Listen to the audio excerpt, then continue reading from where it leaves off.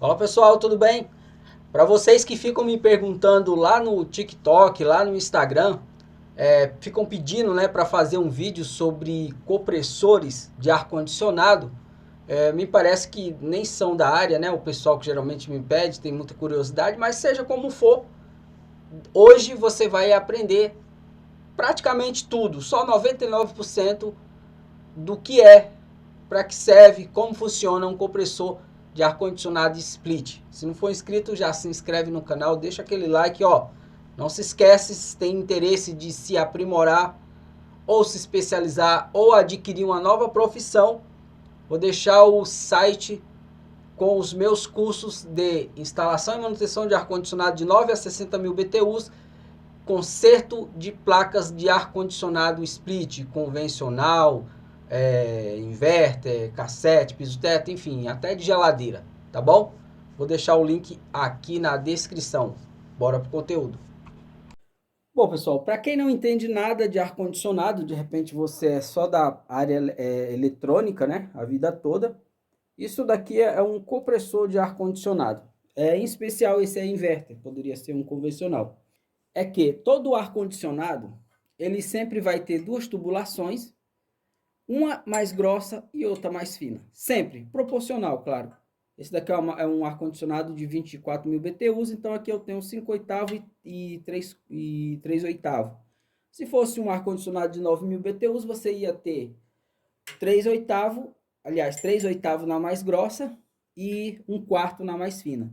Tá? E assim sucessivamente. Tá? Aí vai meia e um quarto, 5 oitavos e 3 oitavos, e aí sucessivamente. Sempre uma mais grossa e uma mais fina. A mais grossa está trazendo o fluido refrigerante em forma de gás lá da evaporadora, beleza? A tubulação mais fina leva o fluido refrigerante em forma líquida. Ele evapora do estado líquido para o estado gasoso e retorna para o compressor pela tubulação mais grossa. Esse gás que quando chega aqui, ó, retornando, ele chega aqui, se a máquina estiver instalada corretamente, ele chega aqui com uma temperatura de mais ou menos 10 graus. 10 graus positivo. Quando ele passa por dentro do compressor e sai aqui em cima, na parte superior, aqui ó, na descarga, que a gente chama isso aqui de descarga, quando ele sai aqui, essa temperatura que chegou através da tubulação mais grossa com 10 graus, aqui ele já sai com mais ou menos 70 graus, dependendo da temperatura do dia, pode até sair com uma temperatura aqui muito maior. Olha só que curioso, né? Como é que um fluido, um gás, né, vamos falar assim, chega com 10 graus e daqui a pouco ele sai ali, ó, com 70 graus. De onde que ele arrumou essa temperatura? Bom, aqui dentro do compressor existem as bobinas elétricas, claro, que já esquenta quando toda a bobina que é atravessada por uma corrente, ela esquenta, né? Tem um efeito Joule. Então ele já pegou um pouquinho de temperatura dessas bobinas que estão funcionando aquecida, tá?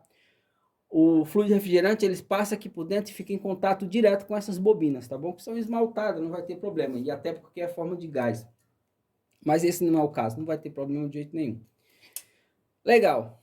Agora, o que vocês precisam entender para chegar onde eu quero chegar, né, para falar da válvula reversora,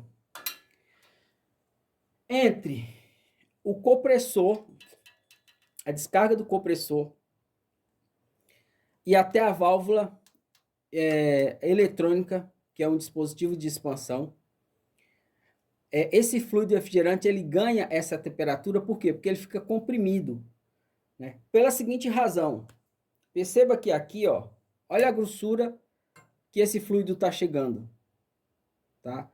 Quer saber a espessura desse dispositivo internamente? Deixa eu só pegar um capilar aqui.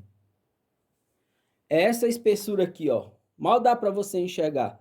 Parece que não, mas isso aqui é um tubo, tá? Isso aqui chama-se tubo capilar, tá? Aqui o orifício, que não dá nem para enxergar, não vou nem tentar mostrar na câmera, mas esse orifício aqui, ele deve ter mais ou menos meio milímetro, um terço de 1 milímetro. Agora imagine só vocês. O compressor está puxando o gás dessa grossura e de repente para empurrar ele para ir para a evaporadora de novo, tem que passar por um orifício dessa finurinha aqui, ó, desse diâmetrozinho. O que vai acontecer? Alta pressão, né? Porque houve um gargalo, né? Então, se houve um gargalo, então esse fluido não vai passar com a mesma vazão, tá? E aí o que acontece quando um gás fica comprimido? Ele ganha calor. Chama-se de compressão adiabática. O que quer dizer isso? O volume diminui, mas a temperatura aumenta, né? Diminuiu por quê?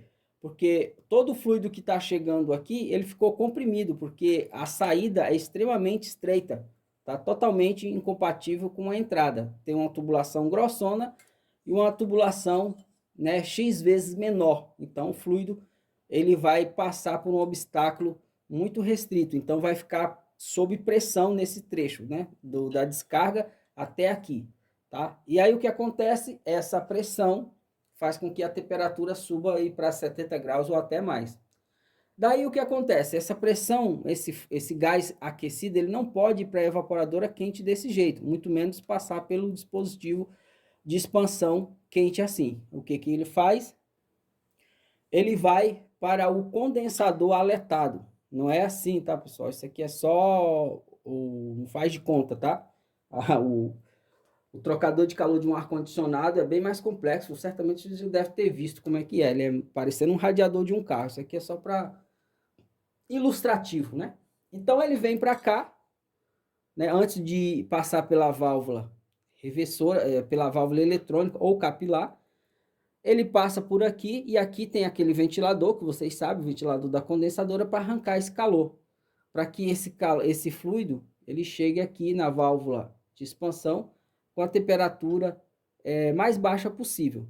Tá? Daí, quando ele passa pela válvula de expansão ou capilar, né, que seria esse aramezinho aqui, né, que é um tubo, daí, quando ele passa para ir lá para a evaporadora, ele já sai aqui com a temperatura em torno de 0 graus, tá? Mas quando esse calor é arrancado pelo aquele ventilador, provavelmente ele chega aqui com a temperatura já baixa, em torno de 20 graus ou até menos, beleza? E aí, ao passar pela válvula eletrônica de expansão, né, ele perde essa pressão, porque aqui ele está pressurizado, ele ainda está com aquele efeito, né, adiabático, né?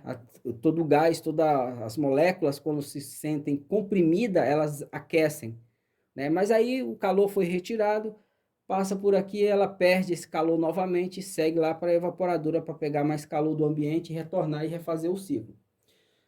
Bom, um sabido teve uma brilhante ideia. Poxa, eu poderia criar um dispositivo eletromecânico que aproveitasse esse fluido que sai aquecido aqui. Ao invés de ir lá para o condensador aletado para perder calor, eu poderia, em algum momento que seja conveniente, mandar esse fluido aquecido lá para dentro para aquecer o ambiente, sem gastar mais por isso. Talvez gaste aí alguns centavos, mas irrelevante. Foi daí que surgiu a ideia de colocar a válvula reversora.